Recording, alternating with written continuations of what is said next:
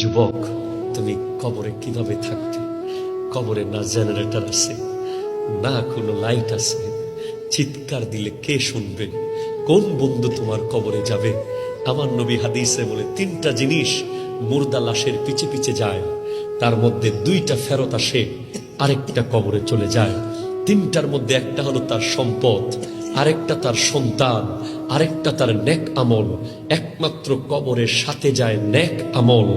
সম্পদ আর সন্তান কবরের পার থেকে চলে আসে। কত কবর আছে এই পৃথিবীতে যে একবার গেছে কবর দিতে, আর জীবনে কোনোদিন কবরের পারে যাওয়ার সুযোগ হয় নাই সন্তানের।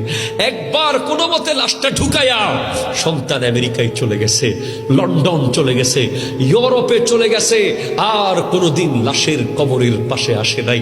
তাই তোমার কবরের চিন্তা তোমাকে করতে হবে, তোমার পুঁজি তোমাকে কামাতে হবে। ঠিক কিনা কথা জোরে বলে?